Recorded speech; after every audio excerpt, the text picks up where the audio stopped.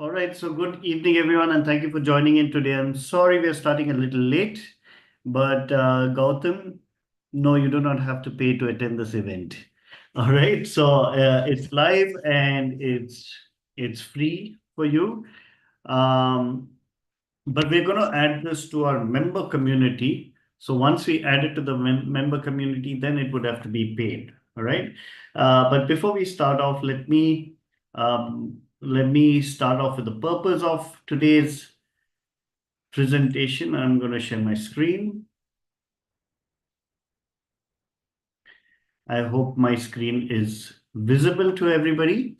And the idea of today's session is to talk about study abroad options for those pursuing design, fashion, or architecture. Now, this has always been a challenge. I'm going to just stop for a bit. I'm going to pause my screen share and check if everything is okay. Yeah, if y'all can see this, please type in yes. That's very important for me so that I get feedback that y'all are watching this webinar. All right, and that y'all can see my screen being shared. Now, the objective of today's webinar is there are many people who've reached out to us and said, you know what, we want to study abroad. How do we go about it? Where do we start? What's the kind of process? So we've decided that, we'll try and help you out. So this is more like a preliminary webinar where you kind of where we'll cover the following topics. How do you even identify top schools worldwide? What resources do you need to do to shortlist your dream country? What are the timelines for your applications, visas, and preparation that you require? The secrets to securing scholarships, all right, with a spotlight on portfolios and the recommended study abroad counselors, right? So with this, we'll go straight away into the system. Now, the question is, how do you identify top schools worldwide? All right. So we'll start off with this part of it. Now, what you can do is you can scan this QR code to reach this particular website. But there really isn't resources, or rather it was very difficult to figure out, what resources do you go to figure out the top schools globally, right? And some people would say, oh, I'm not sure, maybe this country is not good for me, I'm looking at the other country. So if you click on this, if you scan this, you'll reach this website called topuniversities.com. And this is called the QS World Rankings. And in this, do you see this URL topuniversities.com/subject-rankings? This is what you need to do. You need to select humanities and you need to select art and design or architecture and built environment. And accordingly, you will find the top universities in this world, right? Now, the QS World Rankings is recognized globally as um, one of the most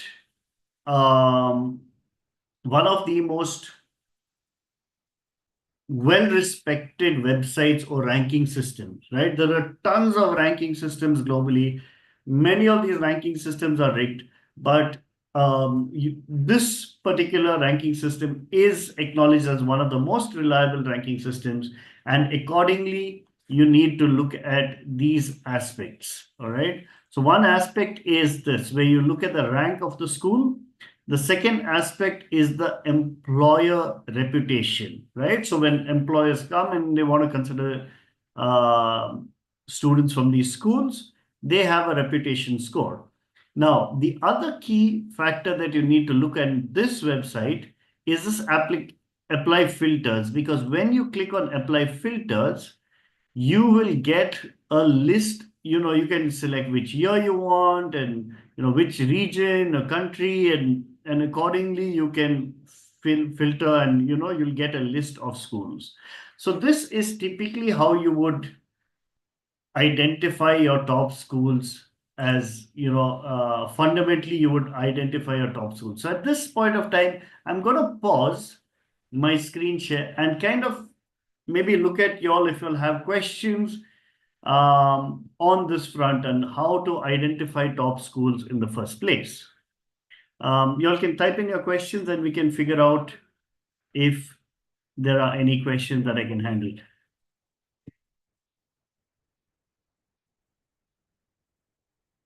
So let me also do one more thing.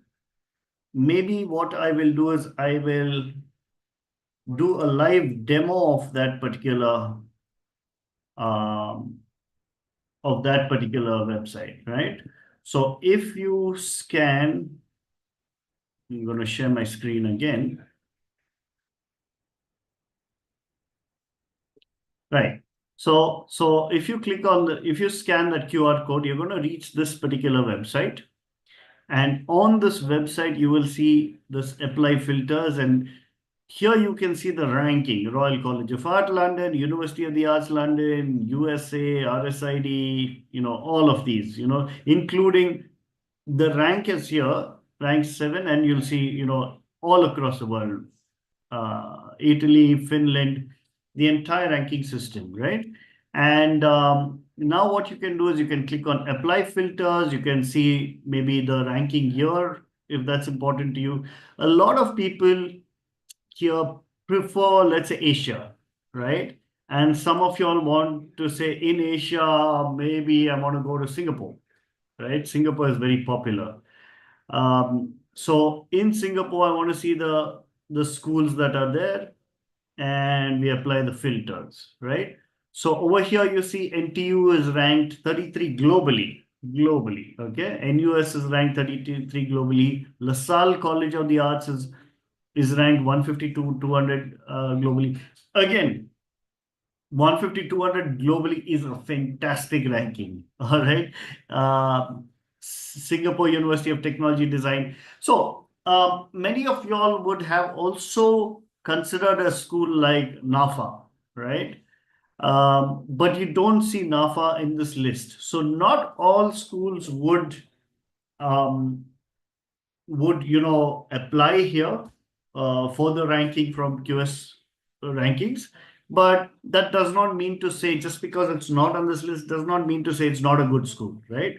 It's just that this is a good reference for you. So don't worry if your school is not seen, or your preferred school is not seen. You can also consider those schools as well, but you need to figure out how to work things out. Yeah.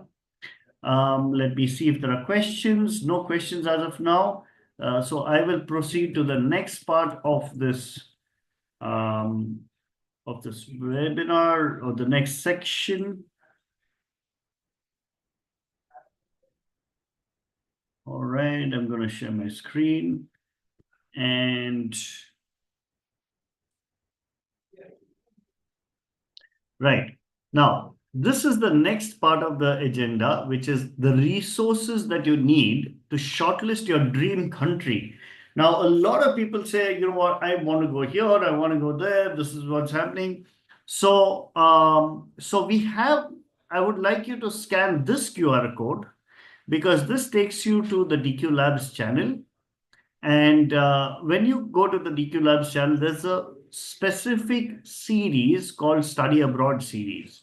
And in this, we've done a series of conversations for each of these countries: study in USA, Canada, Germany, Italy, UK, Singapore.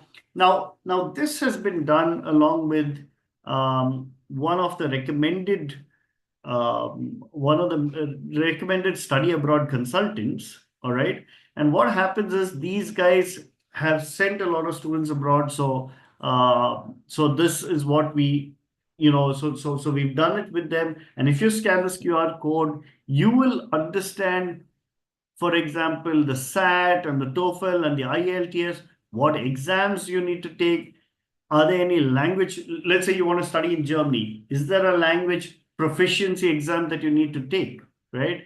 Are there government grants? Are there scholarship opportunities? So various resources are there and described in this particular, country wise, we have covered this.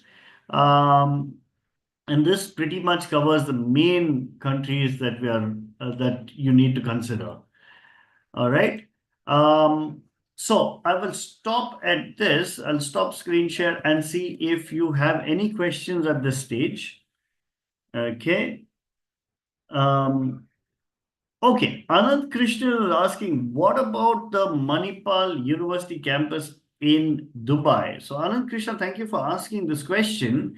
Um, well, Dubai is now becoming a hotspot for education, right? So it's a more recent entrant into the global market, and like Dubai is very aggressive on this front. They want to be number one in all aspects. And it started with trade. It started with a little oil, and then went on to trade. It's become the economic powerhouse of the Middle East.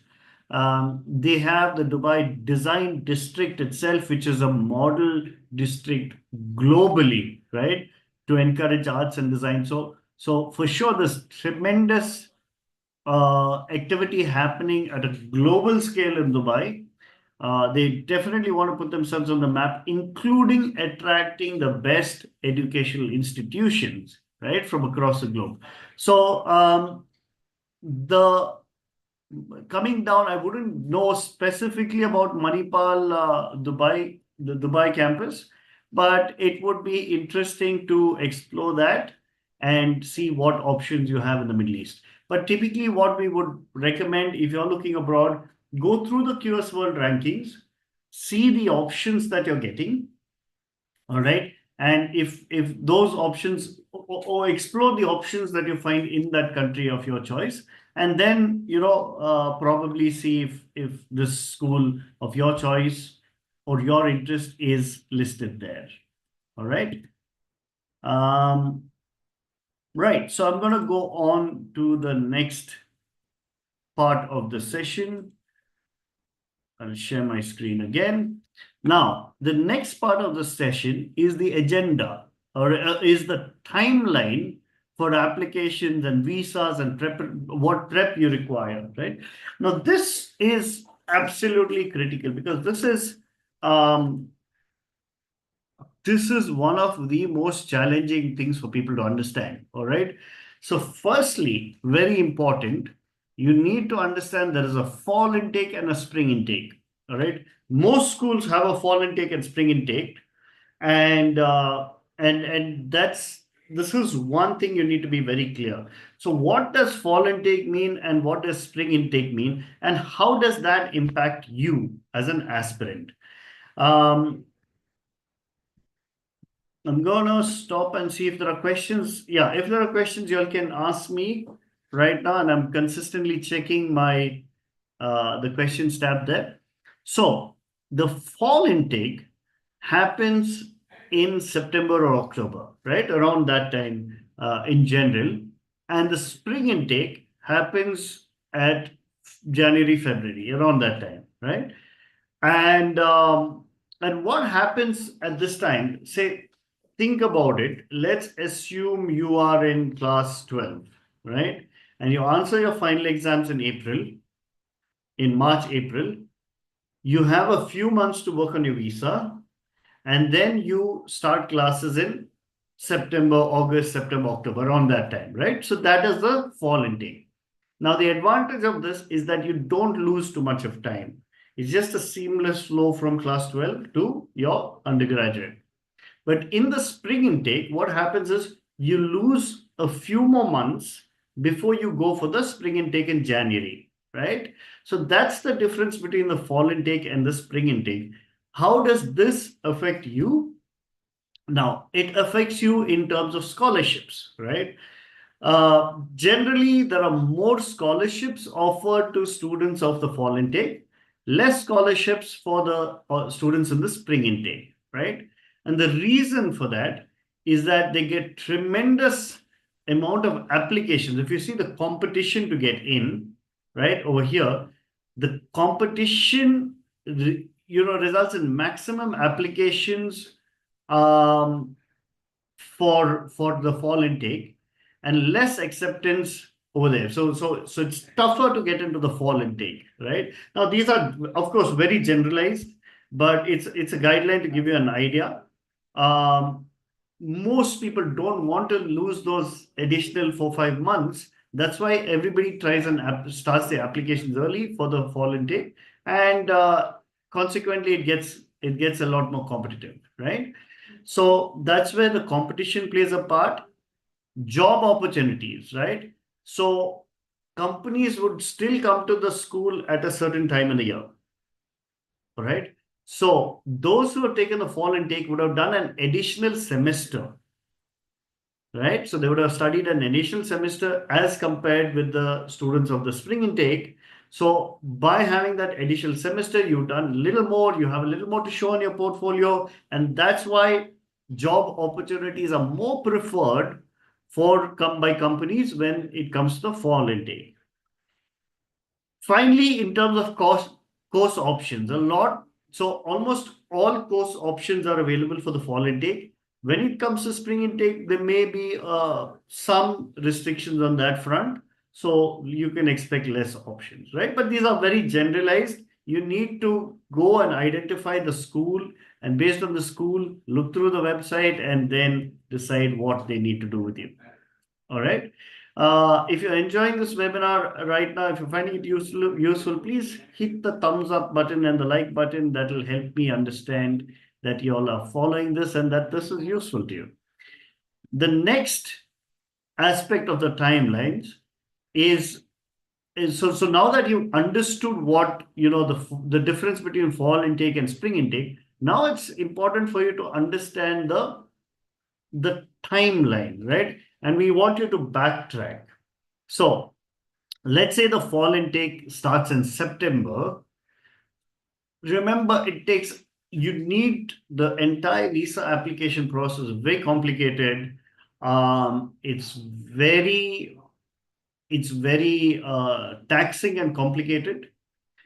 It's very document heavy. It is time consuming, and that's why you need a few months of time, at least 3 to 4 months minimum is, before you apply to before you can start school. So you don't want to mess up the visa work. And that's why you need to have this strong gap in between. But that means you need to have been selected by the school in the first place so that you have your document in place, they give you your letters, and using those letters, you can process and you have your shortlist in place. You have your scholarships, and using that documentation, you can apply for your visa, right? Because once you get selected in a school, then the documentation takes a few weeks, at least maybe a month or two, to get sufficient documentation to apply for your visa. Your finance, your loans, all of that is required when you apply for your visa, right? Now, if we are targeting getting our scholarships in Jan, which means you need to have applied, taken your interviews, and got your selection. All right. So that process itself takes a couple of months. So your shortlist has to be ready by December. All right.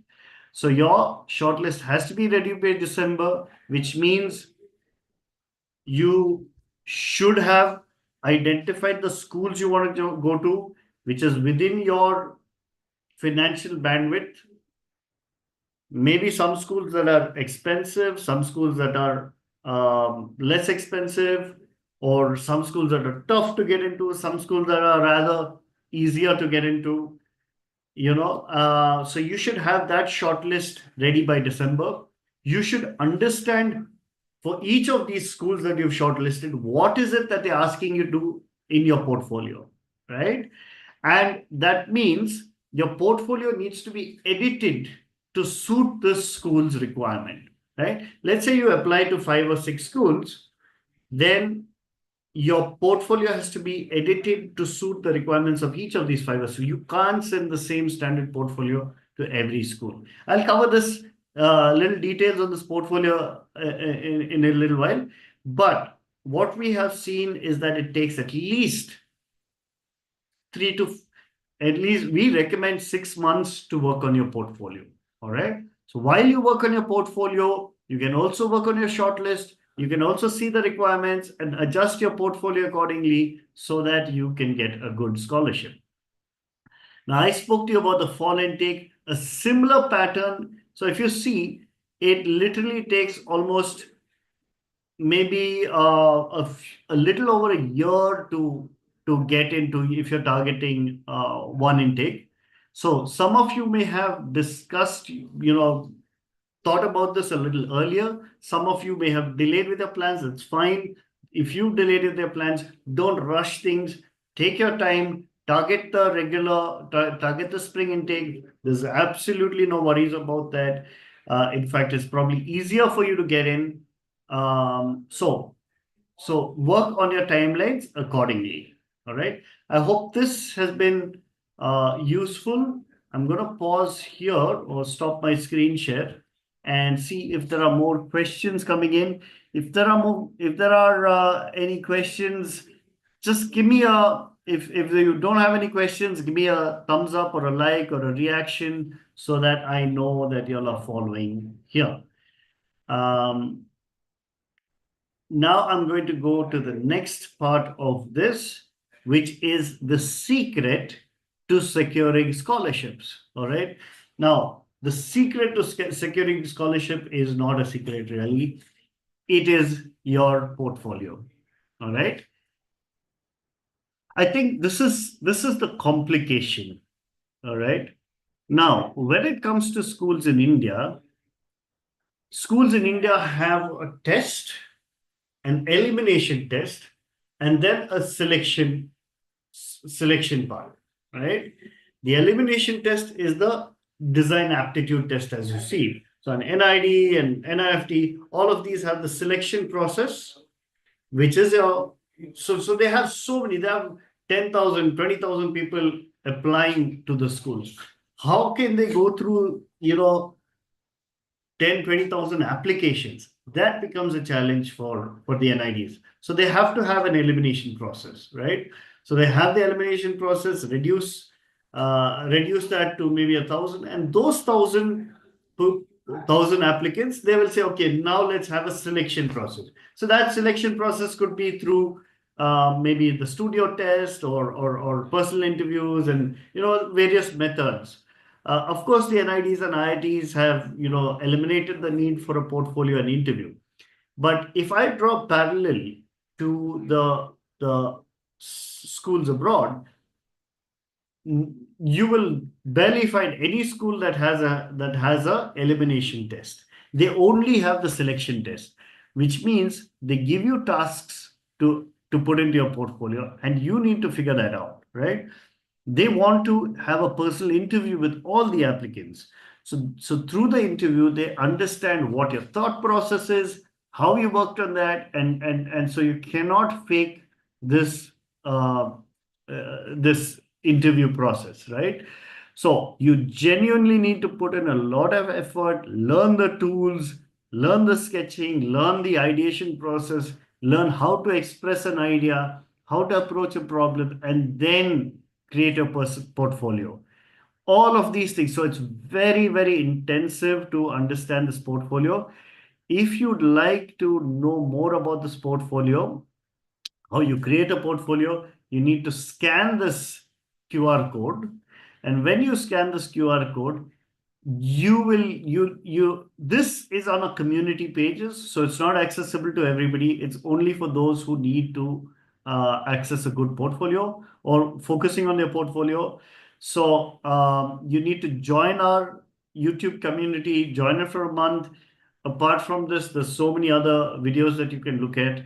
If you find it useful, continue. If you don't find it useful, you can end it after a month. But it's a very small fee to pay. The next aspect that's very important and very critical is the secret to is writing the perfect SOP, right? Now this one is also another QR code that you can scan. Again, much simpler to than a portfolio, less time than a portfolio, but no less important.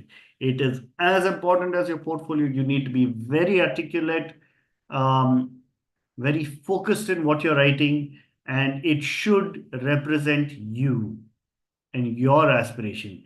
And trust me, when you go through these interviews, it's a huge challenge because one conversation with you, they know whether you've written this SOP or not. All right. So please take the trouble to write this. Um, and hopefully this video will help you with writing your SOP. I'm gonna stop here. I'm gonna stop my screen share right now and see if there are any more questions. All right, no more questions there, so I'm gonna continue sharing this. Okay, just 1 second, and I'm gonna present.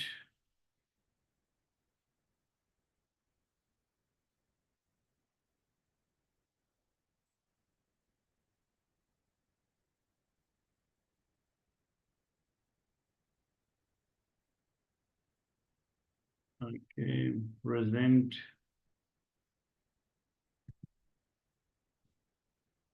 Now, while you work towards getting your scholarships, all right. Now the challenge to get a scholarship is your portfolio and your SOP. Now, on that front, it's very important to see uh, how students have worked towards getting a scholarship, right? So of course, we have, tons of students who've got into various schools, but just like Royal College of Art, we have tons of students. Now, remember, if you want to work on your portfolio for the study abroad programs, it's a different process. All right. You need to spend time on this. So you need to reach out to our team, and our team will help you out. Um, so the contact details of our team members are in this in the description of this webinar.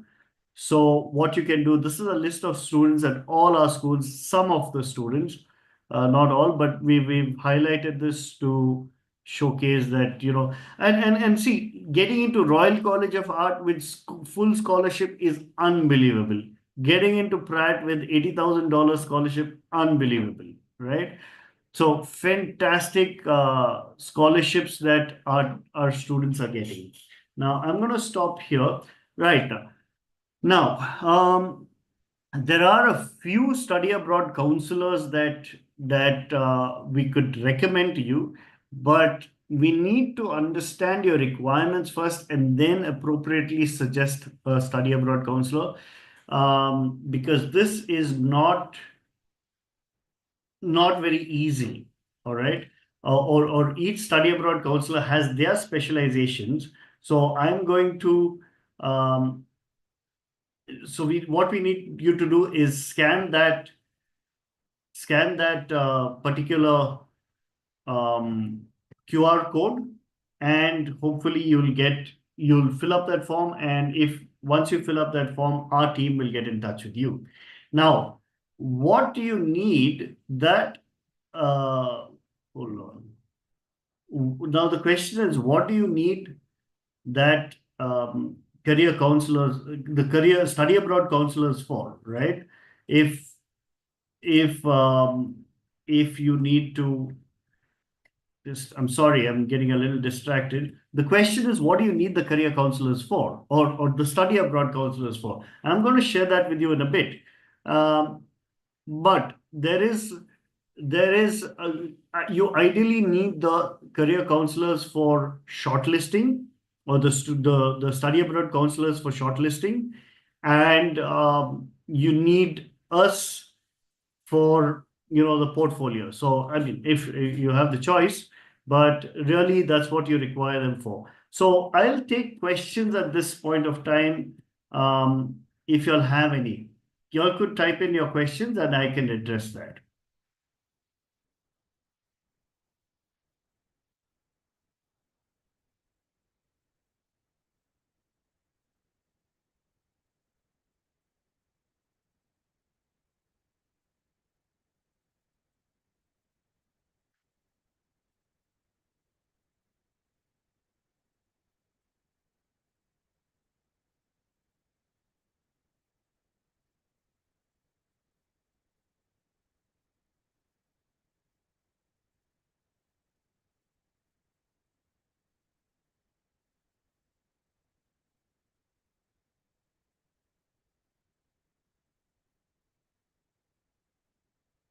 All right. So the question, when are most early, so question from Tripathi. When are the most early action applications for fall intake? So Vrinda, the best thing for you to do is um, go through the list of schools. First, the idea is to identify the list of schools that you want, that you're targeting. All right. Once you identify the list of the schools, then the QS World Ranking will take you to those websites. There you can see the application process. Ideally, the earlier you apply, the better. So typically January, February, as mentioned earlier, that would be the best time um, to work towards. Okay. Bhavin Kamani is saying, what is the typical range of budget that one should keep in mind while pursuing study abroad? Would you have a country-wise ballpark figure for some of the common countries or regions? So, Bhavin, you can watch the webinar series, the study abroad webinar series, where we covered it country-wise. And over there, we've spoken about the government grants, the education, the cost of education in the schools. But again, there is no one size fits all for this answer. Um, but let me share my screen and show you this. Hold on, clear. Okay. But if you want a ballpark, I'm going to share my screen right now. Okay. So if you want a ballpark, you can click on these. You can go to the QS World Rankings and you can click on Royal College of the Art. Okay, for example.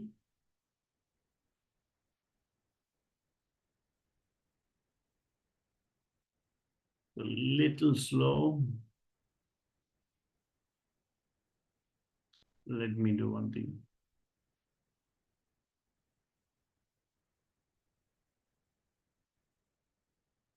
Okay, let me show this. Okay, I'm going to stop sharing till this loads. Yeah, so Bhavin, you'll get a ballpark figure on this particular website. But remember, this ballpark figures are rather ballpark because you have the option. If you have a great portfolio, you have the option of getting a good full scholarship, right?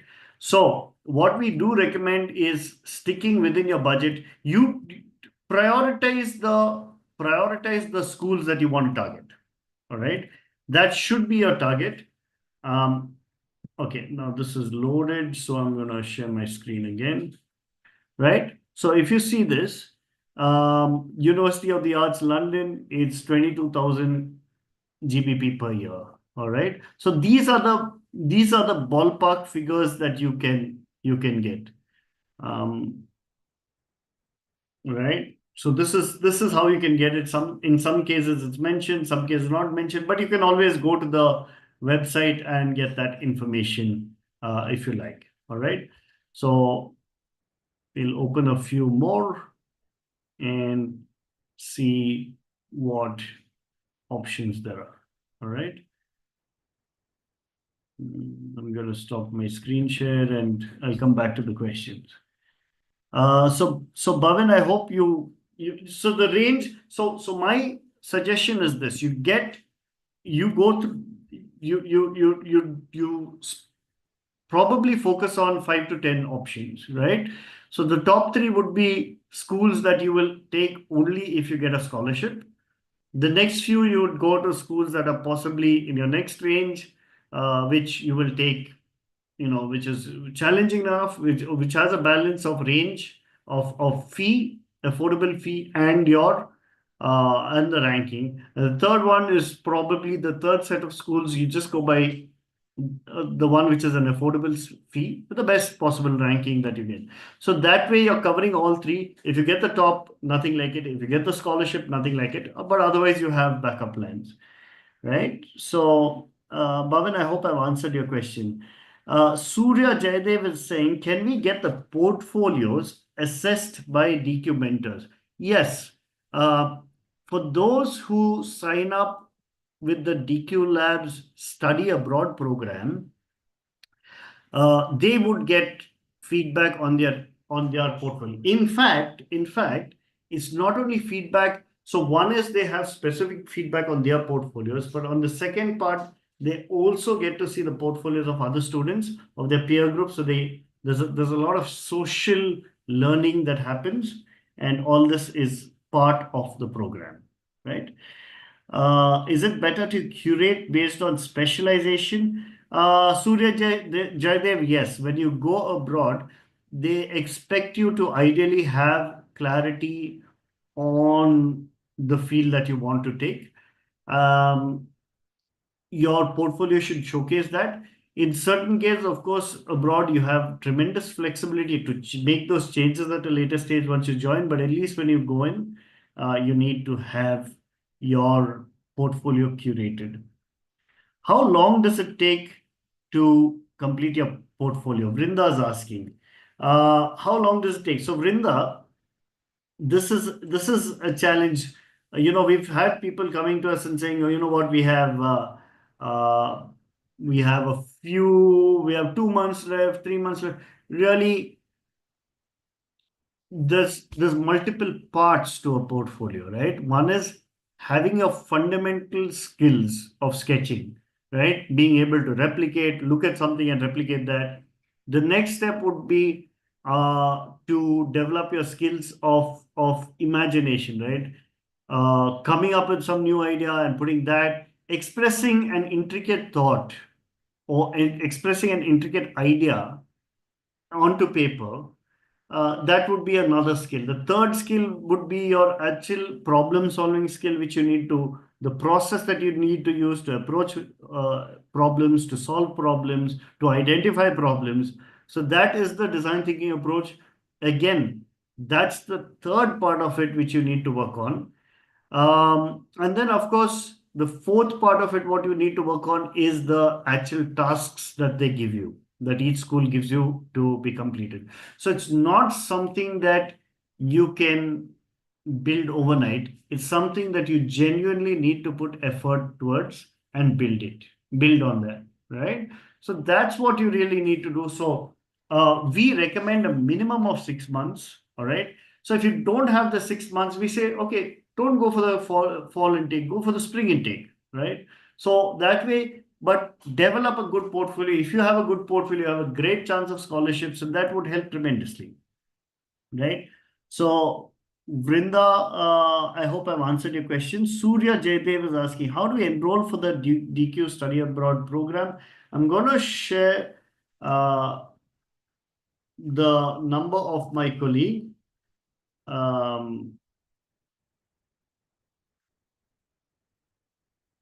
Okay, so you can connect on this number and they would help you out. Sham would help you out, or some of our teammates would help you out. All right. Um, now, let me see if there's any other questions coming in. Please feel free to ask your questions.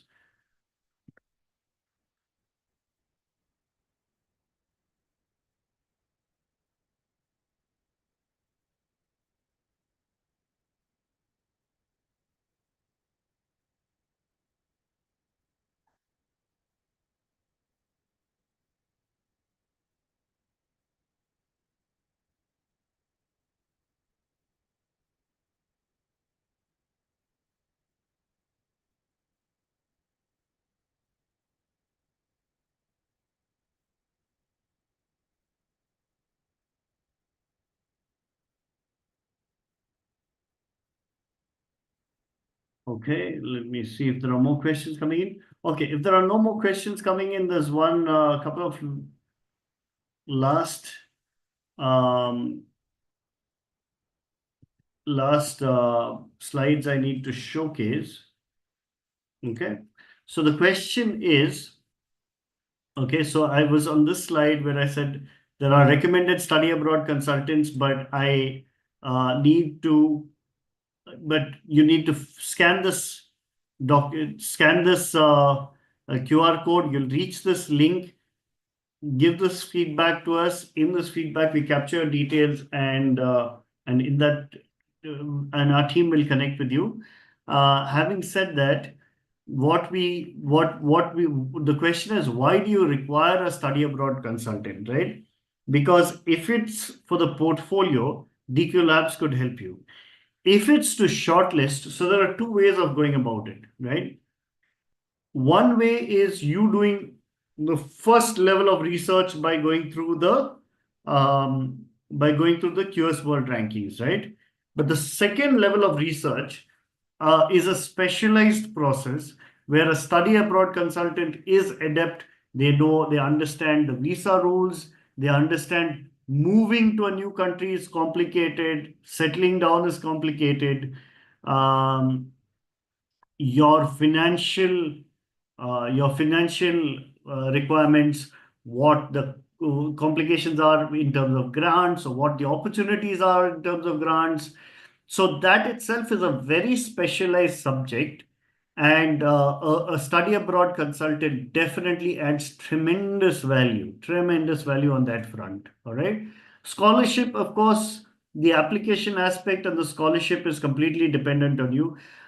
Just a point to note when it comes to study abroad consultants, they also are authorized to take admissions for certain schools, and some of these consultants do not charge you for their services. The school pays them the service charges on your behalf. All right, if you do get selected and if you do accept.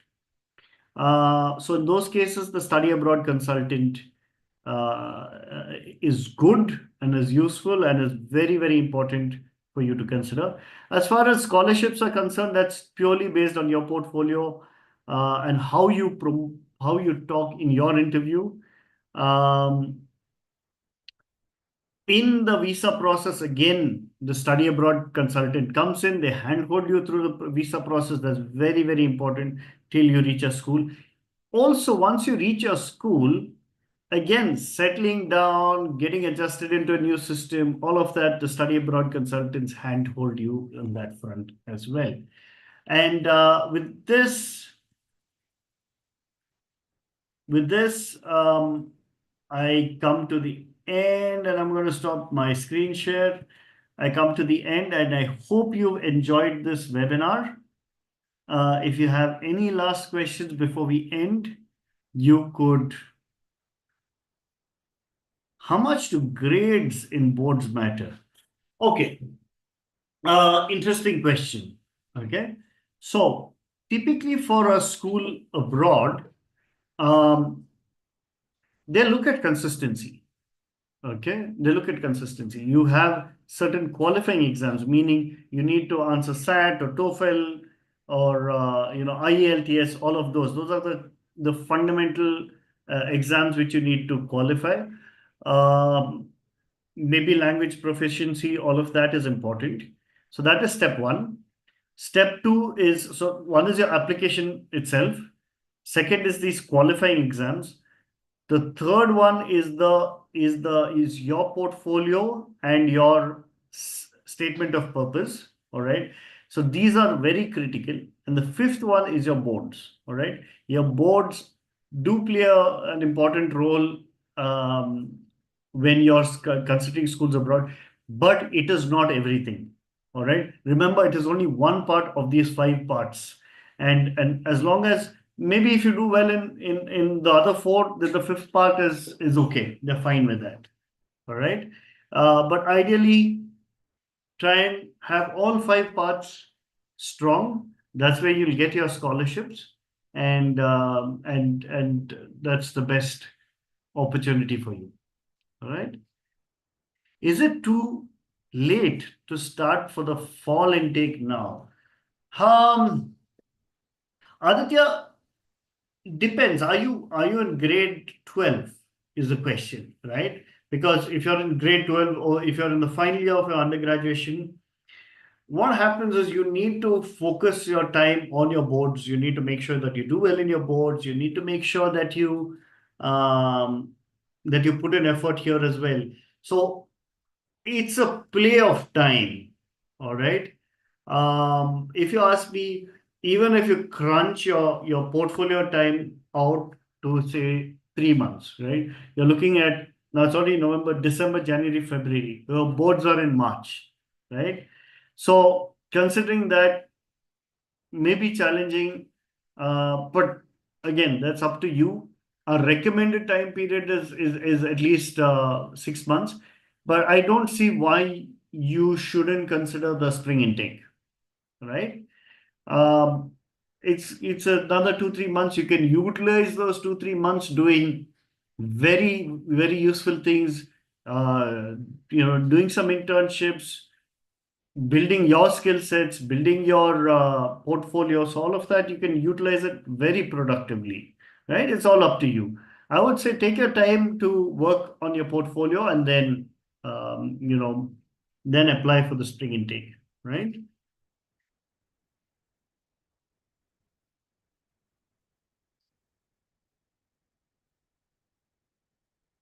And I don't see, so hope that helped you, Aditya.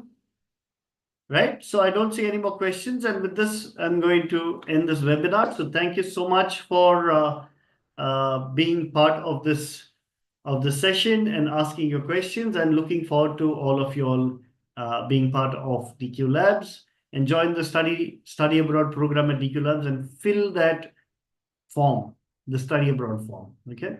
All the best to you. Take care. Bye.